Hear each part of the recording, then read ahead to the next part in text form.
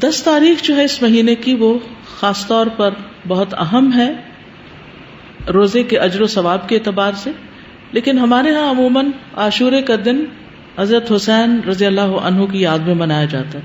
وہ ایک تاریخی واقعہ ہے جو بعد میں پیش آیا ہے، تو نبی صلی اللہ علیہ وسلم کے دور سے ہی اس دن کی بڑی اہمیت ہے. یہود اس دن کے بارے میں کہتے تھے ھذا یوم صالح، یہ ایک اچھا دن ہے. بخاری میں آتا ہے ھذا یوم عظیم، یہ بڑی عظمت والا دن ہے. تو 10ویں محرم کیا ہے؟ اچھا اور عظمت والا دن ہے. یہ کعبہ کو غلاف پہنانے کا دن ہے. حضرت عائشہ سے روایت ہے، کہتی ہیں کہ لوگ رمضان کے روزے فرض ہونے سے پہلے عاشورہ کا روزہ رکھا کرتے تھے اور اس روز کعبہ کو غلاف پہنایا جاتا تھا. یہ یہود کی عید کا بھی دن ہے. ابو موسیٰ سے روایت ہے، انہوں نے فرمایا یہودی عاشورہ کے دن کو بطور جشن مناتے تھے. نبی صلی اللہ علیہ وسلم نے فرمایا تم اس دن روزہ رکھو، کیونکہ انہیں فرعون سے نجات ملی تھی اس دن، تو اس کی یاد میں وہ اس کو خوشی کا دن بنا کر مناتے تھے. یہ ان کی عورتوں کے سجنے اور بننے کا دن تھا، یعنی اس دن وہ خوب تیار ہوتی تھی کیونکہ جشن کا دن ہوتا تھا، جیسے ہم لوگ عید کے دن کرتے ہیں.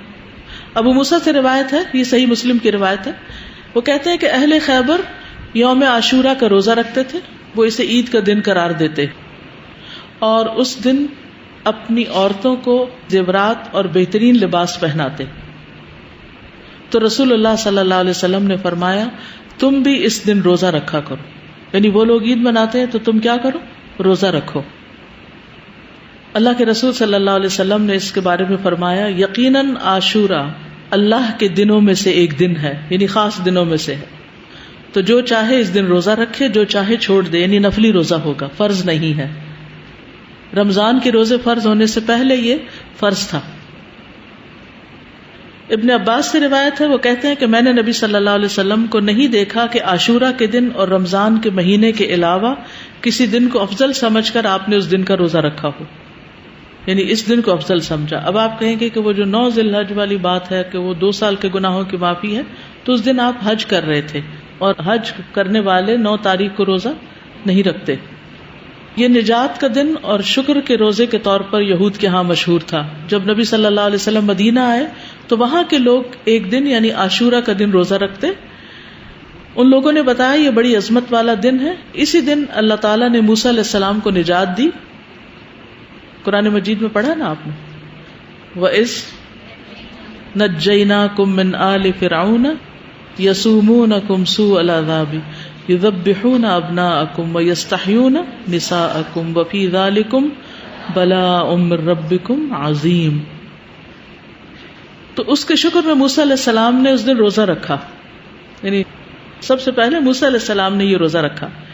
آپ نے فرمایا میں موسیٰ سے ان کی نسبت زیادہ قریب ہوں، یعنی یہ پیغمبروں کی اطاعت نہیں کرتے اور ان کا حق ادا نہیں کرتے، موسیٰ علیہ السلام مجھ سے زیادہ قریب ہیں. تو آپ نے خود بھی اس دن کا روزہ رکھنا شروع کیا اور صحابہ کو بھی اس کا حکم دیا. دور نبوی میں بچے بھی عاشورہ کا روزہ رکھتے تھے، بچے بھی روزے رکھتے تھے. ربیہ بنت معوذ سے روایت ہے کہ نبی صلی اللہ علیہ وسلم نے عاشورہ کی صبح انصار کے گاؤں میں کہلا بھیجا جس نے صبح اس حال میں کی ہو کہ روزے سے نہ ہو تو وہ اپنا باقی دن پورا کر لے. یعنی درمیان میں بھی روزے کی نیت کی جا سکتی ہے، نفلی روزے کی. اور جو شخص روزہ دار ہو تو وہ روزہ رکھے، یعنی جسے نیت کر لی ہے وہ پورا کرے. ربیہ کہتے ہیں کہ اس کے بعد ہم لوگ خود بھی روزہ رکھتے اور اپنے بچوں سے بھی رکھواتے. ہم انہیں اون کا ایک کھلونا دے کر بہلائے رکھتے، جب کوئی کھانے کے لیے روتا تو وہی دے دیتے، یہاں تک کہ افطار کا وقت آ جاتا. یہ تربیت ہے نا، ٹریننگ ہے.